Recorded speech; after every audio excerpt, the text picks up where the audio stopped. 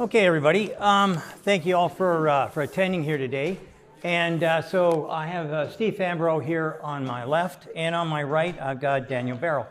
And what we're going to do is talk a little bit today about, well, first off, I'm going to have them introduce their businesses because you may not be 100% familiar with either company. These companies are very innovative. And in the case of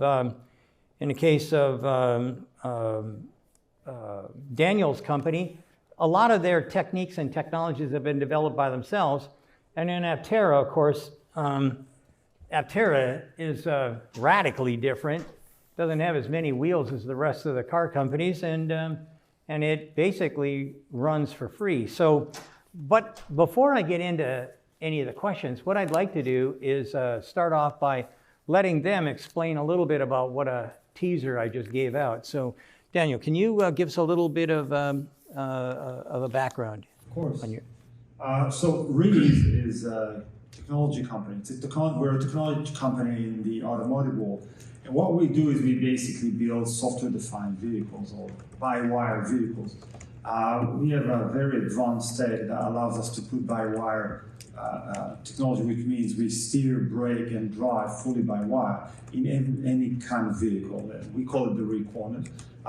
What we're basically able to do is with an array of ECUs, computers, and software, we're able to control the entire vehicle in a much better, safer, and far better operation-wise for the users. Our main customers today are the likes of Penske, U-Haul, UPS, and even Airbus, with whom we run an autonomous program. We're starting production now. We've been around for about 11 years now. So we're probably one of the oldest of the new ones. That's an oxymoron. But yeah, that's about us. Well, for those of you who don't know, I drive a Cybertruck. And one of my biggest advantages over everybody else is the fact that I have steer-by-wire and and brake-by-wire and accelerate-by-wire. These things are, to me, are the right way to do business. So I'm glad that Daniel's here to talk to us a little bit about that advancement, because eventually everybody has to get there. There's a lot of people that are hanging back, but everybody's going to eventually have to get there because intermediate shafts cost a lot of money. Steering wheels that actually just steer are just dead weight as far as I'm concerned.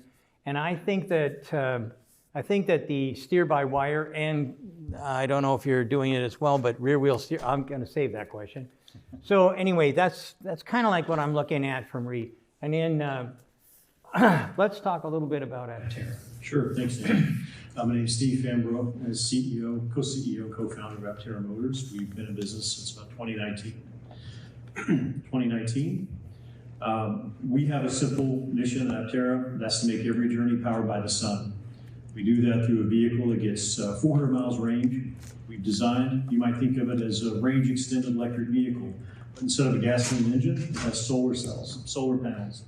Solar panels that we design, that we make. That's a big part of our intellectual property portfolio, how we bend them and curve them in 3 dimensions and make them automotive grade.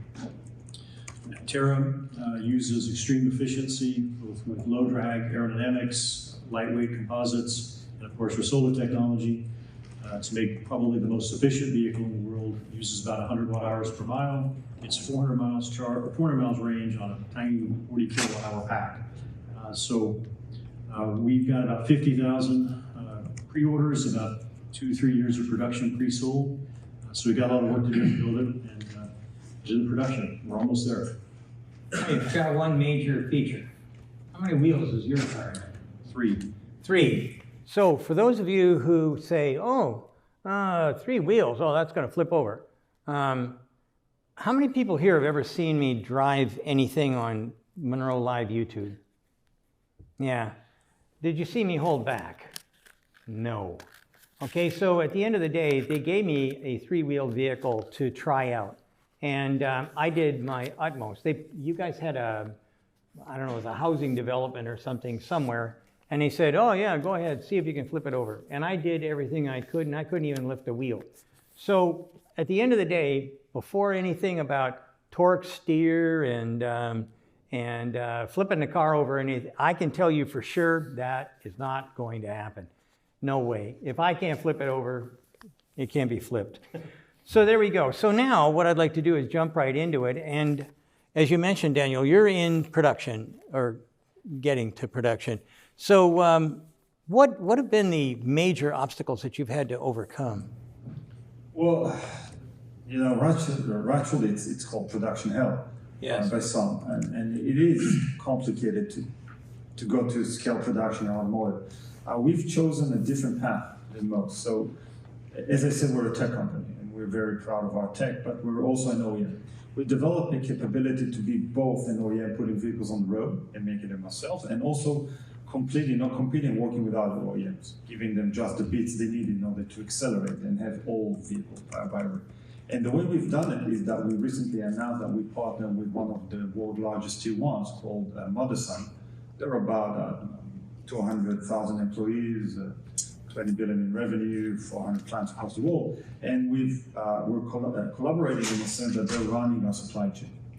So instead of us building supply chain and working through the hurdles of stabilizing it, growing it to scale, now we have quite a big player in our corner called Munro that is doing our procurement, our supply chain, and part of the manufacturing for us. And we've also partnered with Roush out of here of Detroit to be our contract manufacturer to produce. And the reason we're doing it is because we don't want to compete with other OEMs to whom we're the Intel inside and they're using our tech in their vehicle.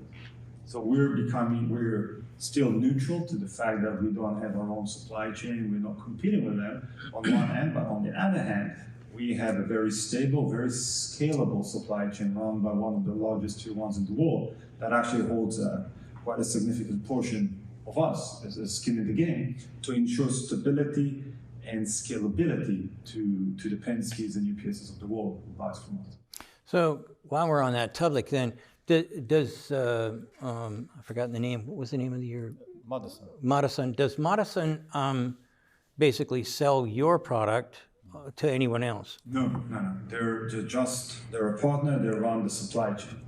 We're doing all the sales, we're doing all the distribution. We've set up one of the largest of its kind service network in America. We have more than 80 locations across the country to do service and maintenance for us.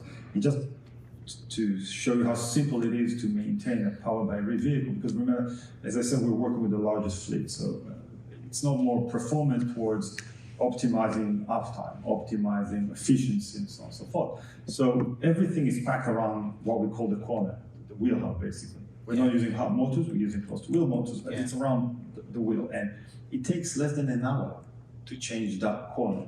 So it takes about 20 minutes mechanically to screw out a corner and screw it back in, basically like you change a tire. And then about 40 minutes of software calibration, and you're good to go. And you can do this either at your own depot for UPS or Penske, or you can use any of our almost 80 locations across the country that's growing to have it serviced. So there's literally almost no downtime, and we're doing all of that ourselves. Munro is helping us overcome the hurdles of production at scale, where we see better unit economics, better supply chains, much more stable supply chain, and of course far better working capital where it comes to relationship with suppliers. Very good. So so Steve, yours is a little bit further behind. You're not in production yet. Where exactly is Aptera right now with getting to production? When do you think it might be happening and things like that? Right now, we've begun building our very first, what we call PI vehicles, a production attempt. It's a group of about 16 vehicles for validation. Most of it is off production tooling, but not all of it. But the big pieces, the important pieces are, especially the body. So what you people call the body and white, that's in Detroit. What the industry calls body and white, we call the body and carbon or pink. So that's off of tooled parts. All of our software, hardware, vertically integrated. We have our own software team writing embedded software. So just about everything but the powertrain is in-house. All of that has been released into the first production intent, or first group of 60 vehicles. I just got a picture last night. They put the wheels on it. I think they're going to drive it maybe before I get back, just to spite me, instead of waiting till Thursday morning. But that's where we are. We started that first process with first 16. Now, production is not going to occur until late 2025, maybe 26. And that's dependent upon funding. It's about 9 months after we close this round of funding when we can start shipping vehicles. But it's very exciting to see the first production intent when you assemble them. And everything just, it looks and fits exactly, you know, like it does in the CAD, which is good. Excellent. So you mentioned that that you have a body in carbon. Can you elaborate on that so people can kind of grasp the concept of what you've got versus what a normal stamped vehicle might look like? Sure. Well, when we first started the company, my co-founder has a lot of experience building boats, had a boat company making wakeboard boats. They built a couple thousand a year. And we thought we could use the same, you know, resin fusion composite methods. So when we started the company and took reservations, we thought we'd be building a couple thousand vehicles a year. We got a couple thousand reservations in the first few weeks. So we said we need a different way to make this body, a hand laid, you know, fiberglass. It just wouldn't work. You can't scale for production. Even with lots of people, we toured composite plants in Mexico and other places, and it just wasn't scalable in this way. So our VP of engineering at the time found, sitting right there, found a company in Italy, CPC, that helped us develop this ink with a radical new process where the carbon sheet mold compound is actually mixed on site, so it's not refrigerated and shipped in a cold chain like typical SMC materials, and then it's pressed into a part in about 5 minutes. So we're pressing out tool parts about every 5 minutes that are ready for wrap, or if we wanted to paint, we'll be ready for paint. We don't paint, we don't have a paint booth. We don't have that cost, that burden. But the parts come out of the mold, ready just to be deflashed and then used. And each one of them are, you know, perfect because of the tooling.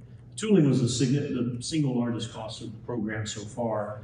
These massive, you know, 8,000 kilogram steel blocks made out of these tools. But instead of a progressive die aluminum or steel part where you might have to make several different presses because of the shape, these parts come out in one press.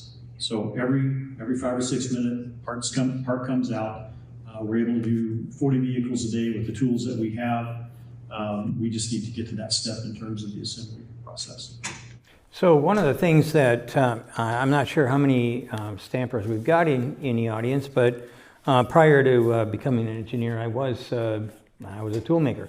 And making stamped parts consistent is extremely difficult. Steel warps, especially when you weld it, and then bits and pieces come in slightly different to each other, and in a lot of cases you're kind of bending the part into shape when you have your welding fixtures. And when Steve was talking about a perfect vehicle or a perfect part, carbon fiber is a stone. It has no warp. It doesn't distort with heat or cold. And it gives you the opportunity to build a perfect car every time. What does that mean? Well, on the assembly line, you have some extra tools usually that people don't really see or know about. And they would be rubber hammers, actually steel hammers, 2x4s, pry bars, and sometimes the guys will make up their own little, they're usually made out of a nut, and it's called a kick plate. You put it into the door, slam the door, and it cocks the door up to where you need it or want it to be. These kinds of things don't happen with carbon fiber. And the way we found that out was with the very first BMW i3 that came out, where everything was absolutely perfect. No matter which car we looked at, it was within tenths of a, well, I was going to say tenths of a thou, but tenths of a millimeter. These things are dead accurate. And so that's going to, I think, give you a huge advantage as you move forward. So can you tell us a little bit about what testing and validation you've done? Because you're an auto cycle, not a car. You could live with motorcycle is also a autocycle. You could live with motorcycle rules, which basically say wear a helmet. That'd be it. Why don't you give us a little background on that? Sure. The reason the vehicle has three wheels is to be the most efficient. There's a book called The Leading Edge, which I read back in 2004 or so. It's written by a student at the time at MIT, Goro Tamai. He was on the MIT solar team. It's a great book, but he goes into the different aerodynamic shapes and wheel forms these vehicles have. And we felt that this three-wheel architecture would give us both the best stability, but also the least amount of drag and rolling resistance. So that's why the vehicle has three wheels. Technically, the vehicle qualifies as a motorcycle, so we're a registered motorcycle manufacturer in California. And so we're in this weird world where we have to abide by all of the motorcycle regulations. For example, FMVSS, we had two headlights on the first vehicles, like a typical car. But to fill the motorcycle regulations, we had to move to a single headlight at a specific height above the ground and specific size, maybe even less optimum than the two headlight that we had from the car, but that's what we have to do to fit the regulation. We also roll in as much of the automotive FMVSS, roof crush, door crush, front impact, all of those kinds of standards we've designed to as well. So the vehicle has airbags. It's going to be crash tested with the airbag manufacturer next year to calibrate the airbags and the firing computer. But it's designed to all of those same automotive standards, most of them that are applicable anyway. So it's really the best of both worlds. Cool. So, Daniel, can you tell us a little bit about the sizes of your vehicles? And you mentioned a couple of the delivery conveyors. Can you give us some depth there? Sure. So we're focusing on class 3 to 5, so medium duty, last mile. Mm-hmm. So everything around, 16 footers, box tracks, flatbeds, everything from strip chassis to cab chassis to full trucks, walk-in van, the UPS delivery trucks, and others. The technology, however, is applicable for all sizes, everything from small passenger vehicles to Class 8s. And some of our OEM partners that we work with in the last earnings call, we also reported that we're working with 3 other OEMs, giving them access to software-defined technology, to by-wire technology. Their goal of some of them is actually to go into smaller vehicles and passenger vehicles. So that's quite interesting for us, that ability to look at the entire market. And regulation-wise, as you mentioned, yes, it is challenging as well, right? Because we're the first ever full by-wire vehicle to be FMVSS certified. So we've achieved FMVSS cert earlier this year. We did FMVSS, EPA, and CARB. And we had to meet the most rigorous standard. However, what we've done is something that I think most, first to market companies did, is that we decided to set the bar much higher to that. So we look at FMVSS as the minimum requirement to pass, and then we set it up much higher, mainly around redundancies. And I think this is one of the most important parts when you look at you mentioned Cybertruck. When you look at by-wire vehicles, is the redundancies. What happens if something doesn't work? What happens if you lose brakes? What happens if you lose steering and so forth? How can you mitigate that, right? And this is, I think, where the advantage is, where creativity comes from, because we all know that by-wire comes from aviation, right? The planes fly by-wire for years. But whenever something happens, there is ample system redundancies, and they're usually operated by 2 very highly skilled professionals, and have a lot of ground support as well. Right? There's a lot of support around. When somebody drives a by-wire vehicle, just them and the vehicle, they don't go over special training and the vehicle needs to be able to operate safely, regardless to whatever happens. And I think this is where most of the other players who are trying to build by-wire is a little bit struggling these days into the redundancy and how that works. Why don't you tell us, I know all the answers to this because we've been looking at it for a long, long time, but why don't you explain to the audience what it means to do steer-by-wire, the little motors that are in there, can you go through that? Sure. So we have 4 identical corners. So basically all of our corners, all of our wheels drive, brake, and steer independently. So we have all-wheel steer, all-wheel drive, and all-wheel brake. And to your question, steer means that you have an actuator, a small motor, that pushes the wheel. Now, if you think about it, every remote control car is basically by wire. So there's a small motor there, the actuator. But what happens if it doesn't work? So what we've done to look into that is, for example, in our steering actuator, we have 2 different motors. So we have 2 different motors with 2 different power loops.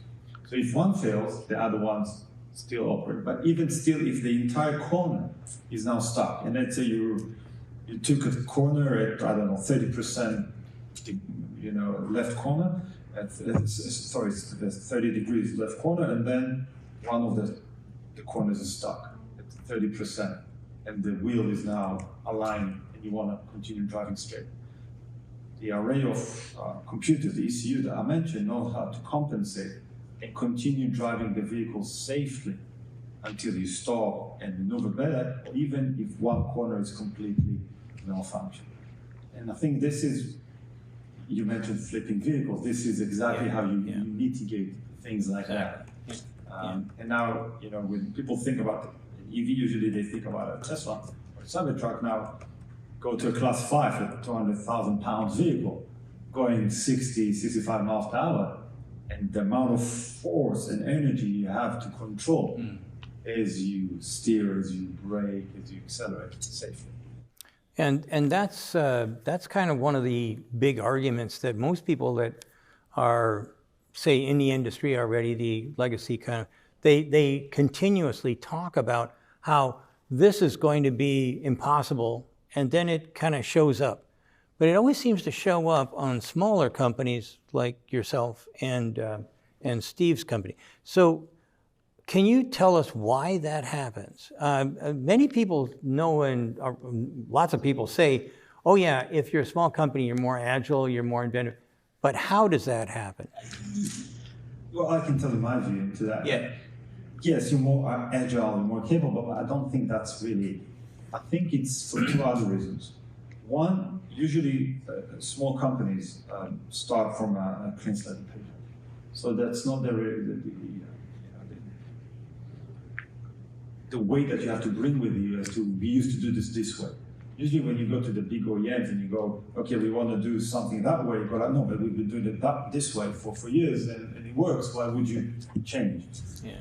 And I'll tell you a funny story. So we started this 11 years ago, right? And when we started, we built the tech and we were under the radar. And then one day we came above the radar and showed everything to the wall. And we went to some of the largest OEMs. And then they said, nah, it won't work. It will never work. So how'd you know? So we tried this in the 70s, in the 80s, in the early 90s, etc. It would never work.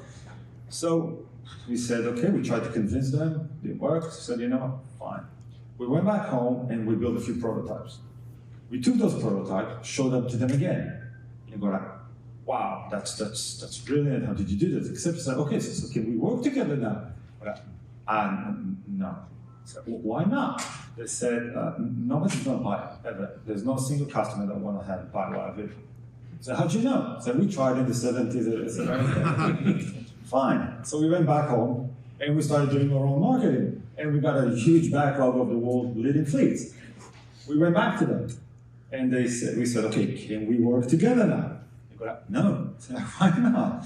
And they said, you can't produce it. It will never be produced at scale because there's a certain way you produce a vehicle. And we produce a vehicle in something we call an MVP, minimal viable product. You launch something and you constantly update because it's software. You send a software version and you update it. Where traditional auto is, this is what you do. You make as many parts as you want, and then there's a new one. And we said, okay, fine.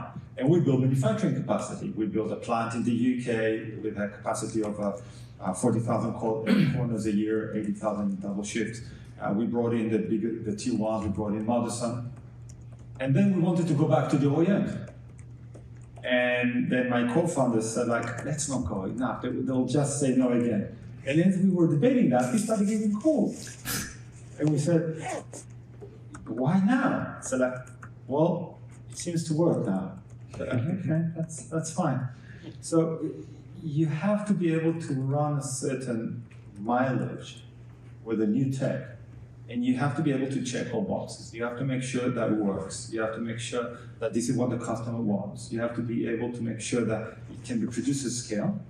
And then I think it's ready to be adopted in the market. Because if you do it prematurely, you're serving a half-baked cake. And in auto, that's usually a recipe for a disaster. So Steve, I got the same question. Why do you think that your company is coming up with all these new ideas and whatnot? And yet, and I know for a fact that you've talked to other people who said the same thing. Oh, that'll never work. So what did you guys experience? Well, in our case, I would say it's two answers. We are a very flat organization, so everyone has access to anyone. I have we call my ceremonial office upstairs with Chris, but I actually sit down with the electrical engineers on the floor. I'm not adjudicating problems or solving things, but I keep my ear to the ground and hear. I know if these 6 people are gathered together around something, I should go look at that thing. And then it just keeps me and the executive team, up to date with what's happening. So I'd say number one, organization is flat. Everyone has access to the top. Everyone can walk into my office anytime, or Chris's office, or Blake's, or whoever. But number two, I think with any big company, you have people who are there, climbing the career ladder 10, 15 years to get to that VP, senior VP level. They're not going to stick their neck out for anything, right? They're thinking about their retirement. They're thinking about their summer home. They don't want to put anything like that at risk. And so I think that's also organizational. It's organizational psychology. The bigger the organization, the less you want to seem like you're failing in front of the group. So no one's going to stick their neck out for something different. Well, psychology. I have a rule. For everything I've ever looked at, and I've looked at pretty much anything from Barbie to the space station, and that's not a metaphor, that's for real. And I've found that it's 10% technology, 90% psychology. And I think that the reason that you guys can succeed and everybody else doesn't is because of the, oh, that'll never work, we tried it, blah, blah, blah. That's the same thing as I hear for when people start talking about stamping operations and unibodies and stuff like that. Oh, no, we tried that. In 1954, we blah, blah, blah. I've tried to find that study, you can't find it. It's not there. How it happened, I have no idea, but it's not there. It really, it's kind of like a lie. What I have found is, though, that people resist. There's a thing that I learned from Dr. Joel Barkan. And he says when the expectations don't match the results, people physiologically can't see the data. It's called a scotoma in psychological terms. And in my high school and my college, psychology, I don't think so. I only went for the technology part, and I really missed the boat for a long time until I got a chance to talk with the guys at Stanford who talk about change. So I think that in essence, scotoma is one of the biggest things. People say bureaucracy or the old way of doing it, but I think it's, let me put this into perspective. Okay, so how many people here have ever been in a situation where you're looking for something? In my case, I have a son who leaves my tools everywhere but where they're supposed to be. And so I come in, I look at my bench, and I can't find my hammer. The hammer's not here. So I scream out, Alistair, where the hell's the hammer? He comes walking out the door and he says, what's wrong? I said, I can't find my hammer. Where'd you put it? That hammer? The one that's sitting right in front of me? How many people have ever experienced anything where they couldn't find it and yet somebody else came over and it was sitting right in front of you? It'd have been a snake if it wouldn't have bit you. Yeah. Everybody has. The people who didn't put up their hands, I know it. Okay, so here's the deal. That when the expectations don't match the results, people physiologically can't. And by the way, they will tell you, and they probably did, oh, well, you never came to this, you never came here and showed us this before. Yeah. That's scotoma, and that's what our biggest problem here in North America is. We have strongly held rules and regulations that we can't break unless you do something radically different.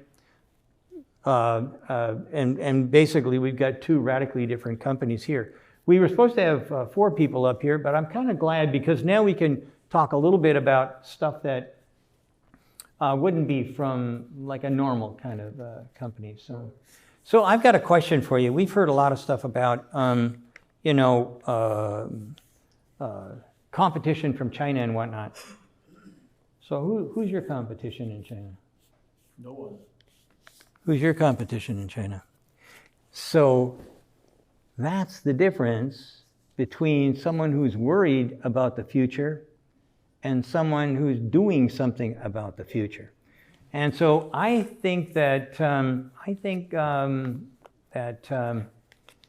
there may be some opportunities that I don't know that you guys can actually do to help your brothers, the bigger, older OEMs to yes, exactly. So have you got a plan for that? Have you got some way of? Yeah, we're working with a few OEMs, among which is Toyota, for years now, and a few others. And the goal is, as I said before, is to complete, not to compete. We believe that the goal to electrification is not one company's alone can do, right? You have to work together.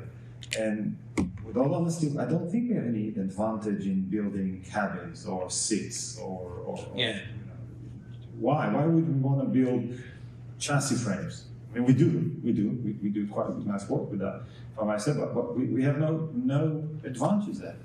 But they do. Yeah. They actually do. They have the plans. They have everything. So why don't we just, work together? While you mentioned China, for example, maintaining our competitive edge, which for us is the tech, is the software, is the capabilities on which we work for more than 10 years now. Yeah. I'm not 100% sure because I can't see down there, but 7 minutes. Okay. So I can see how that would be the right thing to do if you're looking at, trucks. There's a lot of people that are interested, especially last mile vehicles and whatnot, and I can see how that could happen. So you mentioned Hino, so that's Japanese. That's like Toyota. So has anybody from North America asked you to help them out? They did. So very quiet about that. Okay, fine. So you're publicly traded, right? We are. Okay, so there you go, folks. Time to clam up. Okay, so you're not. So let me ask you the question then, Steve. Who would you work with if you were? Let me rephrase that. Has anybody come to you to say, "Hey, let's be friends"? Yes, I think maybe since we last talked, we had a phone call with an OEM about integration of our not only panel technology but the high voltage electronics into their vehicle. So maybe offline we can talk more about that. But there is that demonstrated interest, which we're very excited about. And then there's other applications in other industries that we're working to push our solar into because we believe there's lots of journeys to be powered by the sun that's out there, and we're going to do our best to make that happen.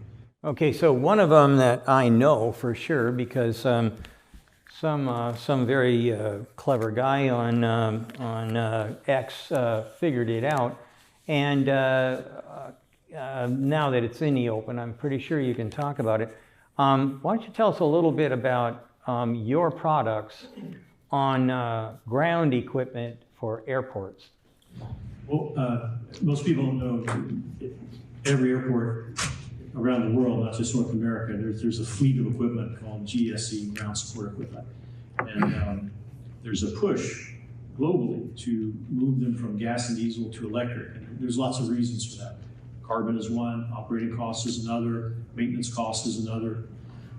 But there's a lot of challenges in doing that. Of course, the cost of the equipment, I have to abandon the old, buy new equipment. The cultural, changing the culture, having to plug in the vehicle. Even the workers, plug in their cell phone every minute they get an opportunity. They are not trained to plug in the vehicle, so sometimes they forget to. And then, of course, the infrastructure. You can't just install thousands of chargers willy-nilly at an airport. There's only certain areas where the vehicles can go, and you can't block off certain places, and there's a supply chain limit with the high-power chargers. There's all these things that we thought that were kind of conspiring against the electrification of that industry, and we said, well, what if we could take some particular applications of GSE and make those totally energy neutral, where our technology would completely power the needs of the vehicle. If you think about it, the airport is a perfect place because there's no trees. Basically, it's full sun all the time, if it's not cloudy. There's a lot of places where it is cloudy, rainy a lot of the year. Maybe that won't be the best fit for our technology. We're working on some data and location to see if that's the case or not. But there's certainly lots of places where it is. And so we deployed one of those at Salt Lake Airport. There's a pushback tractor there that's working for a particular airline, where every time that tractor pushes that plane back to the ramp to taxi and take off, it's powered completely by the sun. They don't have to plug that thing in at all. So that's just one piece of equipment, one example, one airline, but you multiply it across all the different pieces of equipment, different airlines around the world. It's a massive opportunity for us. And it's a massive opportunity, I think, for the environment too, because if you can go from running, dirty diesel engines and gasoline engines on these old unregulated equipment to modern electric that doesn't even have to be plugged in, that basically charges itself, I think that's a win. So if we, let me find out where I am. If we can maybe just give us a little perception of what you think the future might look like. Let's start with you, Daniel. Can you give us about a minute and a half of what you think and when? So I've already made predictions on, I think that by 2030, 50% of every vehicle is going to be in some form battery electric.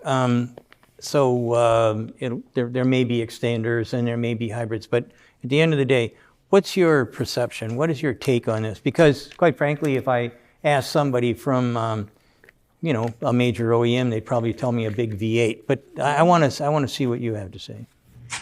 I think I agree with you. I mean, we see a lot of demand, and I think we're going to see it growing gradually, because not every use case is relevant for electrification at day one, right? If you look at it, Class 7, Class 8 drive, so many miles, just putting batteries there makes no sense unless you're Tesla with the semi. But hydrogen does. Yes, hydrogen is kind of battery, right? But infrastructure is not there yet. So maybe second stage. But this is by the way what we talked last month. But we see a lot of. Let me put it differently. Look at major OEMs, especially in commercial vehicles. There's not been development of new ICE vehicles or ICE platforms for the past 3, 4, 5 years now. So it's basically came to an end. There is the transition to electrification is happening as we see. It's just about the ability to charge it efficiently, and it's the ability to have the right product that actually works and yields, not on paper, but actually on pavement, a better TCO, total cost of ownership. Because everybody said that electric vehicles are better in terms of TCO, better efficiency, cost per mile, maintenance, etc. But you still need to prove it, and you need the data to prove it over the years, not use cases. And I think once more and more fleets will see that it makes sense, it will turn more towards a gimmick saying we delivered it to you with carbon neutral footprint, as to we just delivered it to you, but it's electric, as we've seen. People forget that. I think it was in New York back in 1927, about 50% of taxis were electric. Yeah, that is correct. Electric was about 50-50 up until right around the end of the First World War. Yeah. Exactly. Yeah. And we're coming to full circle now, as you mentioned, 50% by 2030. Right? Well, I have a slide that I use, and it says, the first one says, find the car. And it's an electric car, and it's again in New York City. The whole city is filled with horses. And you may not have heard of this, but horse pollution was the reason for the car, right? Horse pollution was filling up all the sewers, and the prediction was by 1920, London be under 3 feet of horse shit, which would be ugly, okay? And then I have another one that's 10 years later, and I say, find the horse. In 10 years, everybody, the horses were gone, and in 10 years, all you got is vehicles, cars.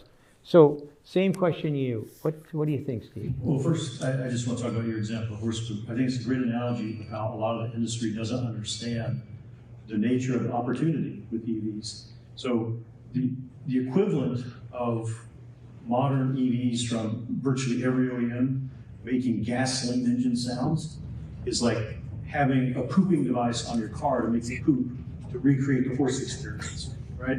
Makes absolutely no sense. Why would you do that? Why would you go back in time? So I think for me, and most everybody in our company, we don't need those kinds of things. Virtually everybody there drives electric vehicles because we love them.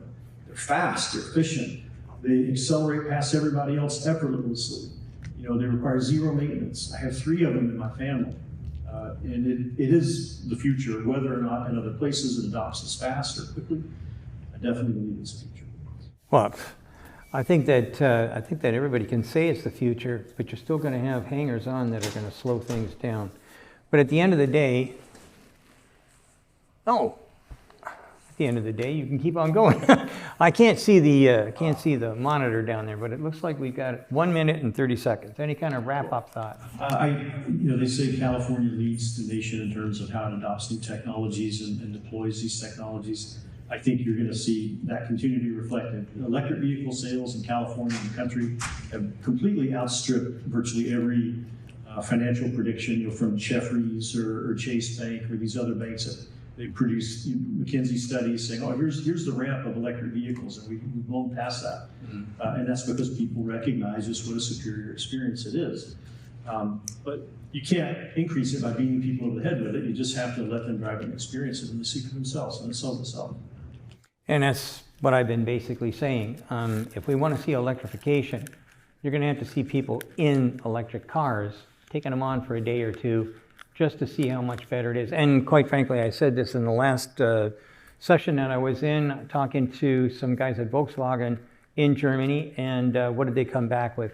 They said that if we can get a German inside of an electric vehicle, then the product is sold, period. So with that, we're done. So anyways, thank you all for, thank you first, Daniel and Stephen. Thank you for being with us, and thank you for paying attention. Great stuff. Okay. Yep. Great.